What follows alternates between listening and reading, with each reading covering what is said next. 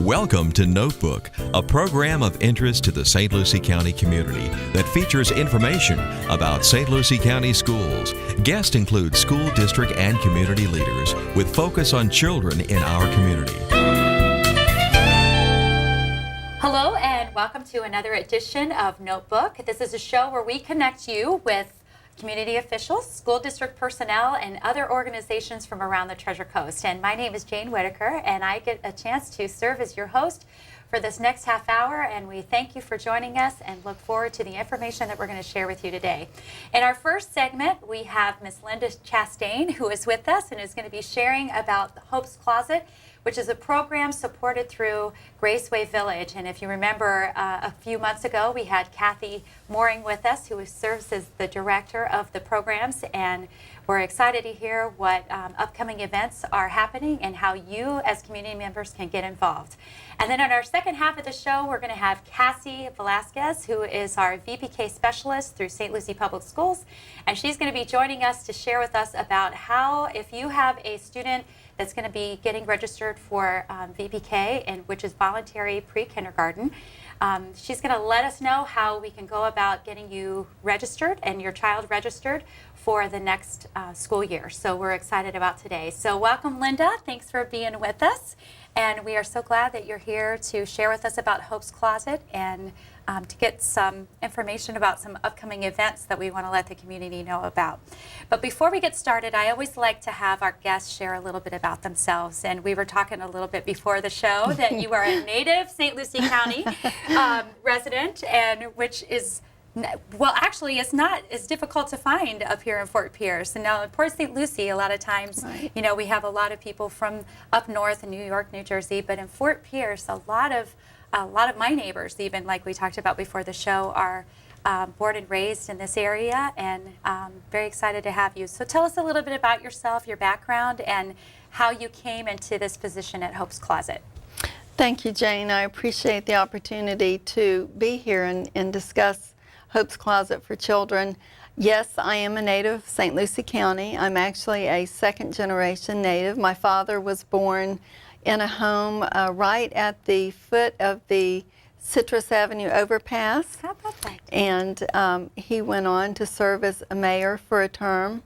Actually, I think it was the year I was born, so many years ago.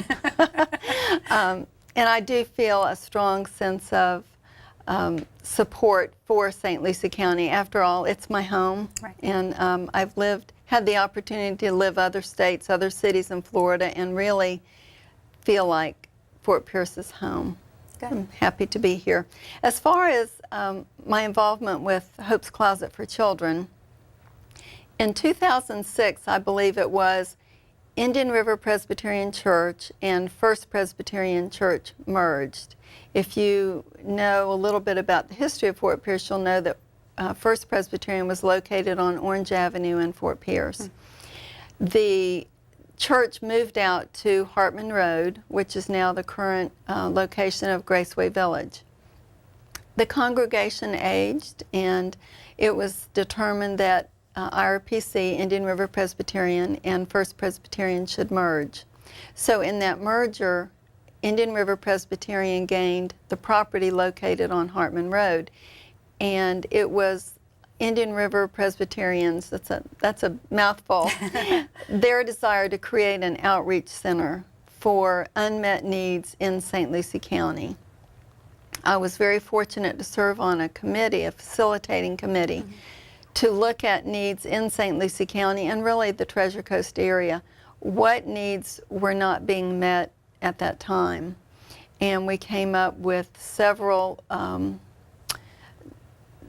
community programs, I call them, one of which is Hope's Closet for Children. Another is Matthew's Cafe, which is a Sunday evening food kitchen. Right. And the other one is, we have several new ones, but the other one would be Getting Ahead in a Just Getting By World. It's a wonderful program that helps lift people from poverty by having facilitators who conduct classes, and then there's a wonderful graduation at the end of the program. So that's basically Graceway Village. We started planning Hope's Closet in 2009, and opened in 2010. So we're beginning our 7th year. To this time, we have given away more than, well, now I'd say more than 250,000 items of clothing. That is our mission at Hope's Closet for Children, is to give clothing to families and children disadvantaged by either homelessness or poverty. Right. Now, is there an eligibility requirement as to, who this is available to? How does all that work? Yes, we have more than 70 local social service agencies who give vouchers to their clients. Also, the St. Lucie County School District, each guidance office and I believe health aid office has vouchers. So you can't just walk in off the street. We leave it up to our agencies in the school district to determine eligibility, and we don't require income information or anything like that at Hope's Closet. That's all done through our partners, our community partners. Now, is there a specific age group that you really focus on for clothing for children? Yes, newborn through 17. Through 17. Okay. Okay. If a child comes in and has a few months left of eligibility, very close to 17, we occasionally will stretch that because we find as children get to be in the teenage years, sometimes they're looking for jobs. They're in school and struggling. They may even be living on their own partially. So the rules, while they are hard and fast, at times we do make some exceptions. Which is nice. Now, you have specific hours of operation. Can you share with us about those as well? Sure. We are open, currently we're open only on Wednesday. We take our first client at 10 o'clock a.m., and we like to finish up by about 4:15. We close officially at 5, but because our organization really is so driven by volunteers, at the end of the day they're ready to leave at 5. So we encourage families to come in no later than about 4:15. Okay, so if they would have a voucher and came to Hope's Closet, do they have a certain amount of time that they can shop? How does all of that work? Is it like going to an actual boutique where they can actually shop on their own? How does all that work? That's a good question. Yes, we are very fortunate. When we were in the planning stage for Hope's Closet, there's an organization in Stewart called 4Cs, Clothing Children, Caring Children, and I found them online. I didn't realize they existed. They allowed us to come in and gave us so much information. Our vouchers look like theirs do. We're set up to be a very cheery, bright atmosphere. So a client will come in, must have a photo ID, the voucher's completed. We're more interested in the ages of the children. We don't generally ask for the names. Then they are greeted, once their paperwork is registered, they're greeted by a volunteer, and she takes them around shopping, and they can take pretty much as long as they want to. Okay. We do serve large families a lot oftentimes, and so it takes time to choose the shoes, and we like to, ideally, depending on our inventory, we give 3 tops, 3 bottoms, 3 pair of brand new underwear and socks, and then school uniforms. We can generally do one uniform top and 1 uniform bottom. And then extras are bathing suits, depending on the season, bathing suits, jackets.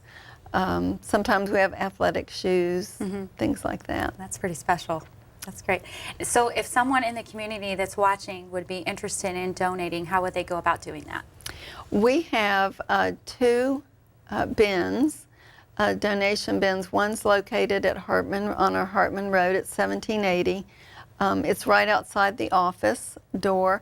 Also at Indian River Presbyterian Church, which is 2499 Virginia Avenue, I believe. There's in that north parking lot is a donation bin. We're open every Wednesday, so if you'd rather come in and maybe even take a little tour of Hope's Closet. You can come in on Wednesdays. Fairlawn Elementary and Port St. Lucie High School also collect donations for us. Well, that's good to know. Yeah, I it wasn't really aware of is, and that. we're always looking to expand our donor sites. Right. We also have numerous organizations and churches who conduct clothing drives for us. Right. And we've had several Undy Monday Yeah. events and Undy Sunday events Yeah. with churches, and that's a great blessing because we always will give only new socks and underwear. To the kids, yeah, which is nice. Yeah. If now I know organizations like Graceway Village, Hope's Closet, Matthew's Cafe, none of these could really continue without the support of the community and our churches and the community members. And you have several events coming up, which is really exciting. And we wanted to especially showcase these coming up. And tell us a little bit about the Butterfly Kisses, because I know Butterfly Kisses is really supporting Hope's Closet specifically. Yes. And then if we have time, we'll mention the other ones as well. Okay, but tell great. us about Butterfly Kisses. I love that title. Butterfly Kisses is a father-daughter dance, and this year, 2017, will be our 5th annual dance. It is held at the Pelican Yacht Club, and it is our signature fundraising event. It's the 12th, February 12th, 1 to 4 p.m. Tickets are, I believe, still available, although in past years we have sold out. So Great. if anyone is interested, I would say girls from age 5 up through middle school typically enjoy that time with their fathers the most. Oh gosh, it's going to be fun. We have face painting, glitz and glam. We have a magician this year. We also have cupcake decorating. We're having an ice cream sundae bar. There's photographer, fairy hair, the glittering gypsies coming to do fairy hair. So, and we do offer, there's a DJ, so there's dancing, and there's a wonderful silent auction with some baskets that would appeal to Dad. Golf, restaurant. You can never go wrong with that. Yes, That's for sure. That's right. The other event is benefits Graceway Village. It's the Sock Hop, and it is Friday, February 17th from, I think, 5:30 to 10:30 p.m. And it is a first-time event for Graceway Village, so it's people are encouraged to put on their poodle skirts, their saddle shoes, and it will be a similar format, but for adults, a party for adults. And I believe you're running our Graceway Village website. So information for both events is available at the website. Great, great. And it's such a great way for the community to get involved, especially with Valentine's Day coming up and the father-daughter opportunity with that. And then you've got the Bebopping Sock Hop, which is so much fun. I know Kathy had mentioned also about the golf tournament that'll be coming up in May. Yes, we do have and I think I wrote that down. It was May the 12th was the Bug Guy Golf Tournament, which I actually got to participate in that last year, so it was quite fun. It was my first scramble ever. So my husband was very excited that I would agree to go golfing, so it was fun. But we want to make sure that we hit those dates one more time before we head out. So give us the Butterfly Kisses date and time one more time. Sunday, February 12th, 1 to 4 p.m. at the Pelican Yacht Club. Okay. And if they're interested in tickets, could they go to the Graceway Village website? Would that be a good place for them to make the contact information? That would be fine. Okay. And you'll notice on the screen as well that we have the contact information for Linda and the team at Graceway Village. And we are so excited about all the upcoming events that are on their way, creeping up on us very quickly because it'll be February before we know it. So if you have a daughter or a granddaughter that you know that would love a time with Dad or with Grandpa for the father-daughter dance at the Pelican Yacht Club, we really want to encourage you to be a part of that. These are great events to help support an amazing community outreach and organization. So thanks so much for all that you do for our community and for making a difference in our kids every day and providing just an opportunity that you make a difference in their lives. Thank so we you. appreciate that very much. Don't worry. The 74 people were picked before me in the NFL draft. To To fight childhood obesity, United Way and the NFL are helping kids play more. To donate or volunteer, go to unitedway.org/play60. Now I get it. And welcome back to our second segment of Notebook for this particular show. And we are happy to have Cassie Velasquez, who is with us. And I'm so used to still saying Cassie Dillard because she just recently got married and still wanting to go back to that, your maiden name. So I apologize, that doesn't flow out quite as easy as it did. So we're happy to have you and congratulations on your marriage. Awesome. And, Thank you. Very Thank you for having me here. Since the last time I saw you. So we always love having you here. And this is a busy time for you guys getting ready as our VPK early childhood specialist. So first of all, tell us a little bit about your role and what you actually do as support for St. Lucie Public Schools. Okay. All right. Currently, I work as the program specialist with the VPK program in the public schools that we have in St. Lucie. So I get to do everything from the paperwork just to make sure that we have everything that we need to have in place to have the program in our public schools, to supporting the teachers and the students that are in our classrooms, and helping families get the information that they need in order to help enroll their children for the school, for VPK or even other grades. Sometimes they call. So just helping families, teachers, and students. It's a really cool role. Yeah, and we always get a chance because we work in the same office. I always get a chance to see you guys doing all the registration and working with the kids and working one-on-one and doing. It's so much fun to watch you guys in action. It's a great time for the little ones. So for some of our families that may be watching, this may be the first child going into VPK.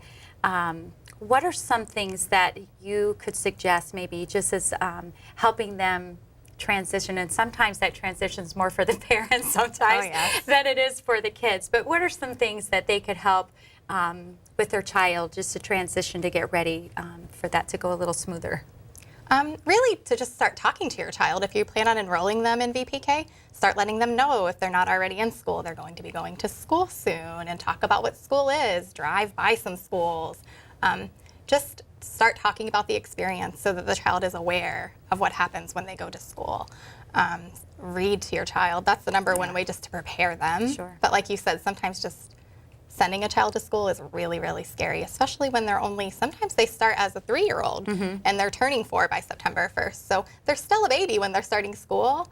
But just preparing the child and yourself that, when you go to school, I'm going to drop you off, or that you're going to ride the bus, and having those conversations so they know what to expect. Right, and then it's not so traumatic on that first couple of days where, where's mom going, where's dad going, which makes that. And also sometimes as parents, we like to do a lot for our kids, not realizing how independent they really can be. So start working on independence if you haven't already with your child, letting them go use the restroom by themselves and being really independent at doing things. Eating by themselves at the table, but sometimes as parents we still feed our kids when they're 3 and 4 years old, but really they're capable. So start giving them experiences to be independent and experience doing things by themselves, because when they go to pre-K, they'll be in a classroom with many of other kids, and there is a teacher and an assistant to help them. But teaching them independence is a huge goal of the pre-K year. Sure. Now this is a little bit of a process. So one of the things that we wanted to provide through this show is to give parents kind of a walkthrough of what this looks like, in starting the process online.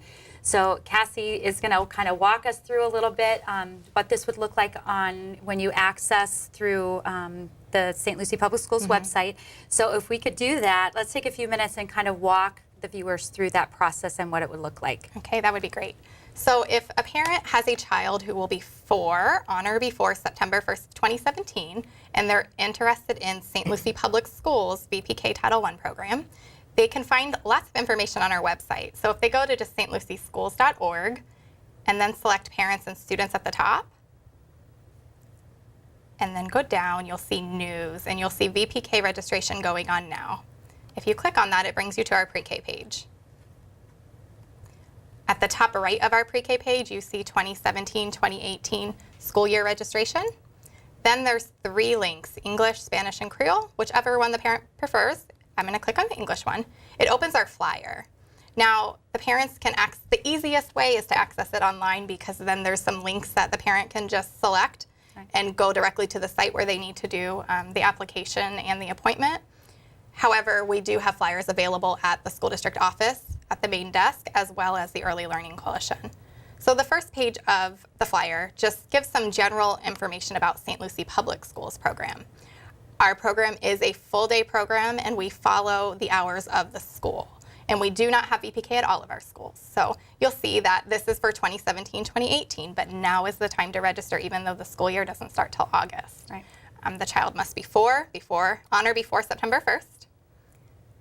And then you'll see specifically the zones and the schools that we have in the school zones that have VPK Title I programs. VPK is a little different in the public schools. The parents, when they come in to apply, they do have to pick schools within the school zone. So there are no options because of limited seating and limited schools that we have the program. And when we talk about the zones, that really has to do with where you live. Yes, with the zip code. Right. So if a parent is unsure of their zone, there's some contact information on here. They can contact Karen or myself, and we can help them figure out which zone they're in. And then the second page, that's where the process is. It's a multi-step process, and it can be intimidating, but not to let it intimidate you. If you have questions, again, Karen and myself, we can help. Cassie, yep. We will help you get through the process, because if you want your child in school, we want to help you get your child there. Right. So step one, you'll see it complete between January 1st and February 15th.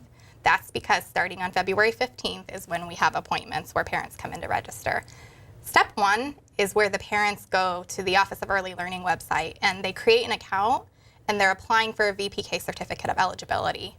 This is not to be confused with actually applying for a school. This is just applying for the certificate from the state to let the public schools, or whether it's a private preschool, know that your child is eligible. Now, part of this process, in step one, the parent will be required to upload a picture or a scan of their child's birth certificate and a proof of address. I've talked to many parents this year that are just taking pictures on their cell phones and uploading them that way, so they don't even have to. So it makes it so much easier. Yeah. Right. Many people have cell phones nowadays with the internet. And so when they click on the Office of Early Learning website there, it will bring you to the family portal. If the parent wanted a different language, they can change it at the top left. And the first thing they do is go to apply for VPK. They're going to create an account and complete the application there. Once the parents do that at the same time on the same day, they don't have to wait for their certificate to be approved.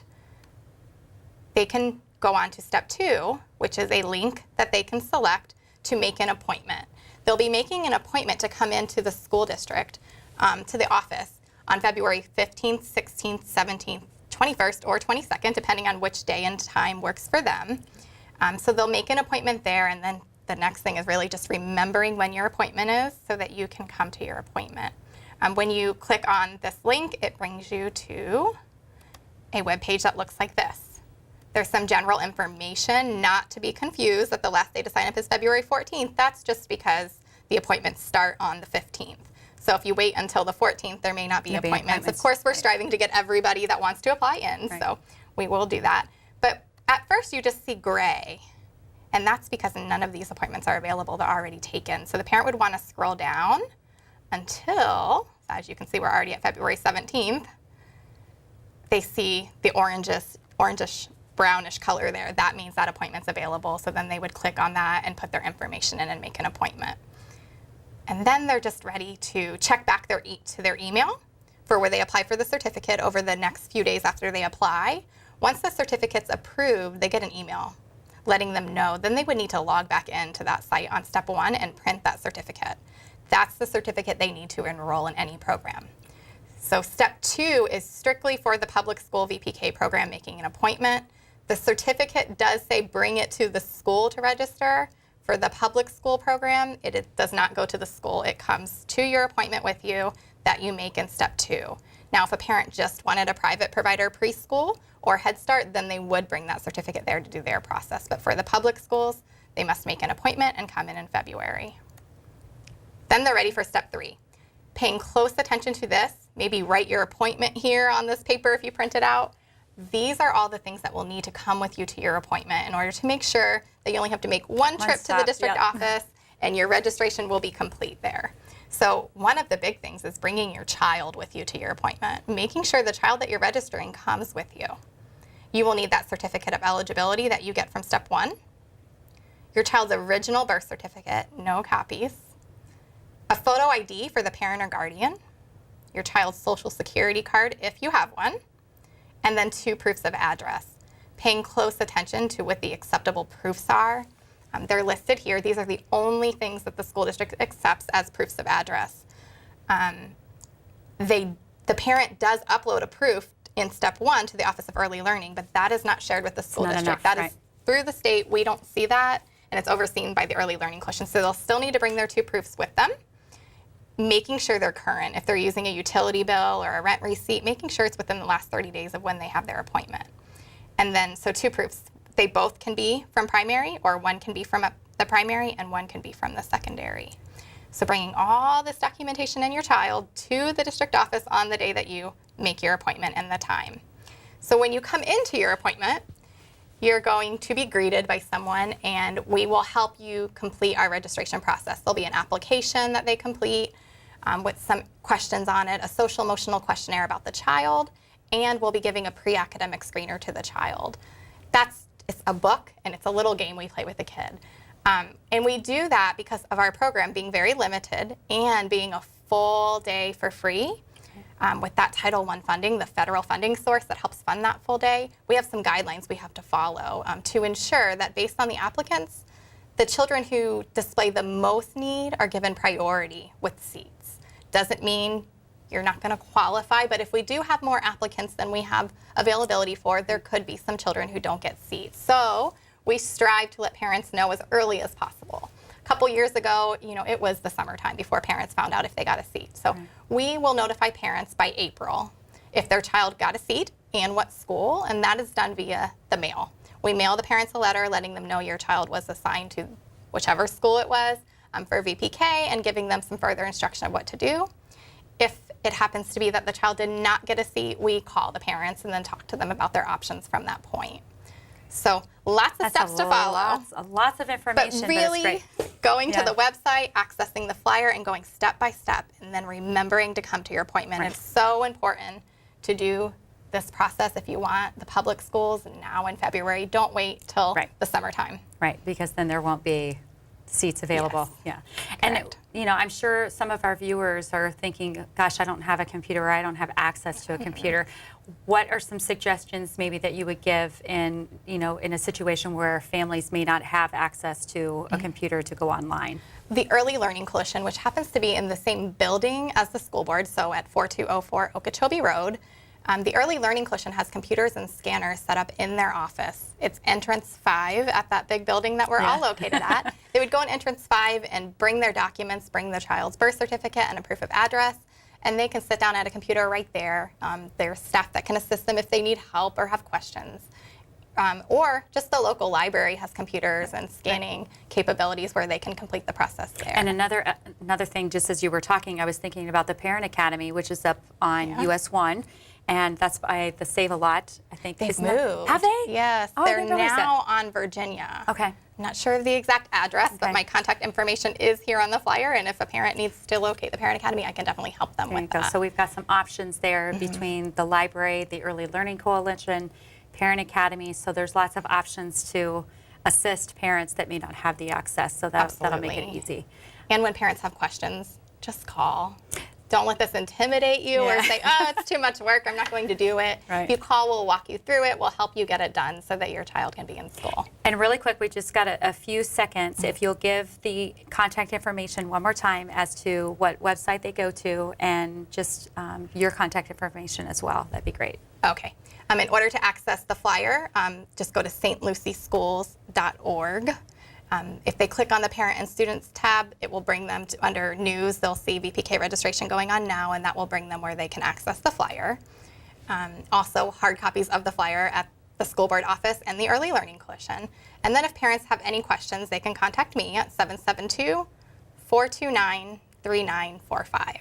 It's great being with you. Thanks for being here again and sharing this with us. And if you have anyone that's interested in the VPK program, hopefully this information has made the process just a little bit easier for you, but please don't hesitate to call Cassie and the rest of the VPK. You can also call the main office number, which is 429-3600, and ask for Cassie if that's a little bit easier, but don't hesitate to ask for help because that's why we're here. So thanks for being with us. We hope you have a great day, and we'll look forward to seeing you on the next Notebook.